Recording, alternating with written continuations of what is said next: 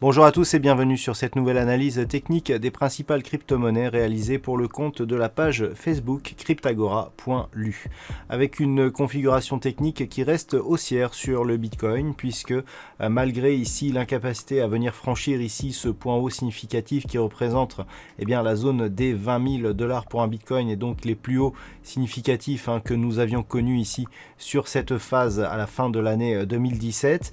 on reste malgré tout dans une dynamique haussière. On a validé ici le franchissement de cette zone des 17 250 $ et donc malgré ici un contact qui n'est pas parvenu à casser cette zone de point haut significatif, on est revenu ici sur les moyennes mobiles 20 exponentielles et peut-être ici sur un contact sur la zone ici des 17 250 $. Donc clairement, même si on est ici dans une petite phase de neutralisation, la tendance reste haussière. Nous avons une configuration d'indicateur qui nous indique d'ailleurs un affaiblissement de cette dynamique. Alors les zones à surveiller pour la semaine prochaine, c'est tout simplement cette zone ici des 17 250 $. On a ici une zone de point bas significatif sur les plus bas ici de cette zone qui avait été testée à la fin du mois de novembre, donc proche des 16 300 $. Tant que l'on reste au-dessus de ces niveaux, on reste sur une loi de dos plutôt positive. Par contre, en cas de rupture, nous aurions un signal possible de consolidation qui, selon les retracements de Fibonacci, pourrait nous amener donc sur franchissement ici de cette zone entre 17 580 et 17 000 ici 250, pourrait nous amener sur le deuxième retracement de Fibonacci qui se situe ici sur la zone des 16 107 $ pour un Bitcoin. Par contre, sur rupture ici de cette zone,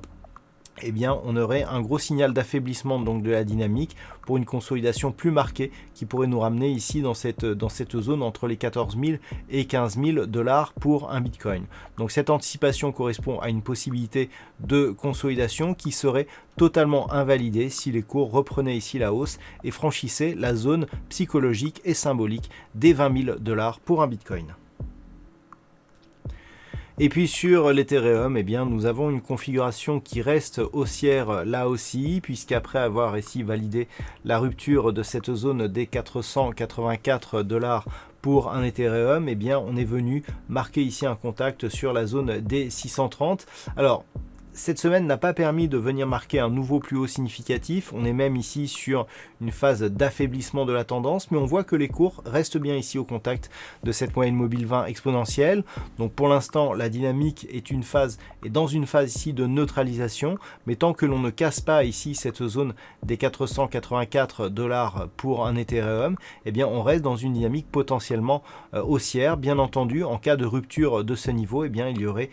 phase de consolidation par rupture ici de cette zone de point bas significatif. Toutefois, on peut remarquer que si nous traçons ici les retracements de Fibonacci sur l'intégralité de cette dynamique, nous avons déjà ici cassé le retracement à 23,6% de Fibonacci, que nous avons un retracement à 38,2% qui se situe à 513,13 $ pour un Ethereum, et que la rupture ici de cette zone de support validerait une poursuite en direction de la zone située entre 50 et 61,8% de retracement. Il faudrait atteindre ici une rupture de la zone des 437 $ pour un Ethereum pour vraiment valider un potentiel mouvement de retournement donc de cette dynamique moyen terme. Donc clairement, on est toujours ici, malgré cette phase de temporisation, dans une tendance qui reste haussière, et naturellement la semaine prochaine, tout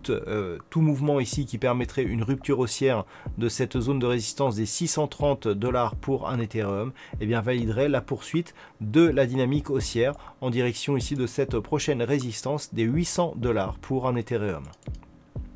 Voilà donc ce que l'on peut dire sur ces deux principales crypto-monnaies. Passez un bon week-end et on se retrouve dès la semaine prochaine pour une autre analyse technique crypto-monnaie, toujours sur la page Facebook cryptagora.lu.